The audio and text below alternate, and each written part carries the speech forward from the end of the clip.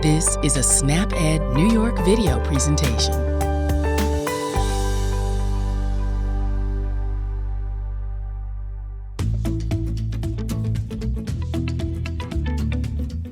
Good afternoon. Thank you for joining us for another episode of Ask the Experts Nutrition Edition. My name is Lisbeth Irish and I will be your host today. I'm a registered dietitian with the New York State Office for the Aging and the program manager for our agency's Older Adults SnapEd program. You will hear me refer to our agency as NYSOFA because NYSOFA is the abbreviation, and if you say that abbreviation like a word, it's NYSOFA. I have Jelisa Cabrera with me today. Jelisa has taught the SnapEd workshop 10 Tips for Older Adults in both English and Spanish for the NYSOFA SnapEd New York City region and has recently been promoted to coordinator for the SnapEd program by the New York City Department for the Aging. Jelisa has a bachelor's degree in dietetics, foods, and nutrition with a concentration in culinary. In addition to her role for SnapEd, Jelisa acts as a food justice advocate. Welcome, Jelisa. Hi, Lisbeth. Thank you for having me. We're going to talk about planning breakfast meals today. We're going to ask our expert, Jelisa, to share her thoughts and expertise on this subject. Jelisa, tell us, why should we eat breakfast? Breakfast is important because it's our first meal of the day. We should choose foods that are highly nutritious, full of wonderful nutrients like protein, fiber, vitamins, and we should try to avoid foods that are high in sugar, such as breakfast muffins, maybe like banana nut muffins or corn muffins. They can be filled with a lot of added sugars. At our website at snapedny.org, you can find healthier options for breakfast, and we also have recipes related to breakfast muffins that are a lot more nutritious than store-bought muffins. Now that we know why we should do it, how do you plan a breakfast? Is there a way to make sure you're doing it in a healthy way? Personally, I like to start with protein as my first food group, whether it's yogurt or scrambled eggs. And I then add some foods rich in fiber. So that can be maybe oatmeal or whole grain toast, or maybe a small banana. So what are some other healthy choices in each of those categories of food? For protein, you can have plain yogurt with added fruit.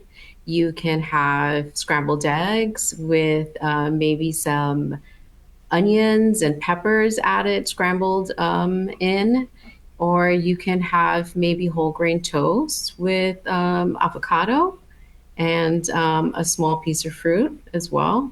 What if you just don't care for the usual breakfast foods?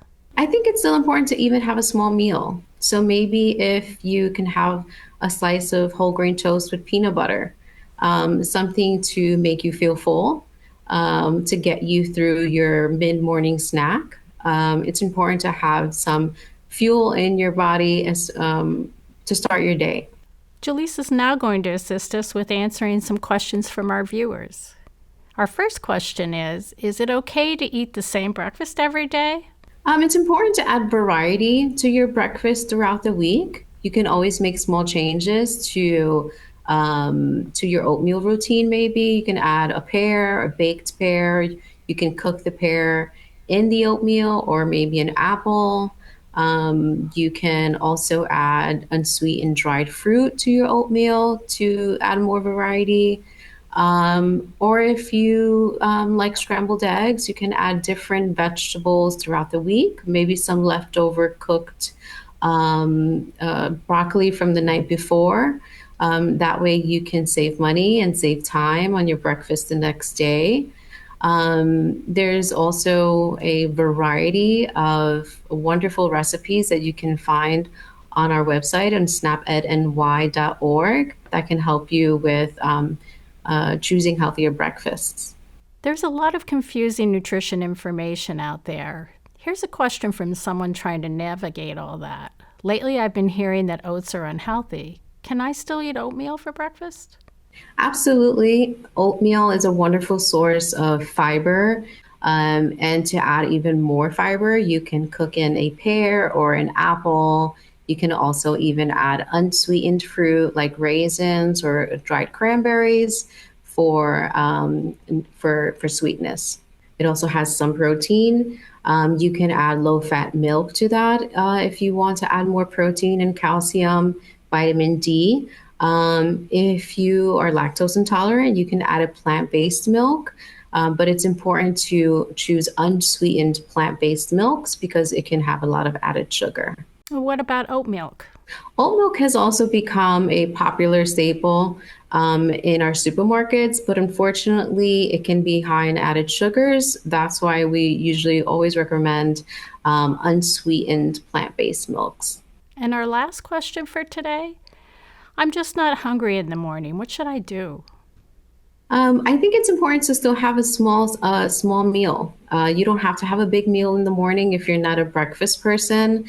As a kid, I grew up in Puerto Rico, and we had a small slice of avocado on local fresh bread and a boiled egg. And I still kind of have that sometimes, even now as an adult. And it's wonderful because it has protein and fiber and grains. And so these small portions can still help you add fuel to your day, and it's also nutritious. Jelisa, you've given us some very helpful information today. Thank you so much for sharing your professional and personal expertise with us. You're welcome, Lisbeth. Thank you for having me. For more nutrition information, be sure to check out snapedny.org. You'll find some wonderful tips and recipes on the website. SNAP-Ed programming provides free education for those who are eligible for SNAP or currently receive SNAP benefits. To find out if SNAP-Ed programs are available in your area, call New York Connects at 800-342-9871. You can also find out more on the SNAP-Ed page of NYSOFA's website. We want you to learn how SNAP-Ed can help make a difference in your life. Thank you to all our viewers for sharing their time with us. Our SNAP-Ed nutrition experts want to help you save time, save money, and eat healthy. We know the healthy choice isn't always the easiest choice, but small changes can make a big difference. And we hope you have learned some new ways to make some small changes. This episode of Ask the Experts was funded by the United States Department of Agriculture, which is an equal opportunity provider. And one final note, be sure to watch a new episode of What's Cooking with NYSOFA premiering the last Friday of the month at 12:30. Wendy Beckman, one of my colleagues at the New York State Office for the Aging and a registered dietitian, will be demonstrating how you can make delicious, healthy, home-cooked meals that won't break the bank. Join us next time for a new episode of Ask the Experts Nutrition Edition. New episodes premiere the second Friday of each month at 1 p.m. on the NYSOFA Facebook and YouTube page. Thanks for watching.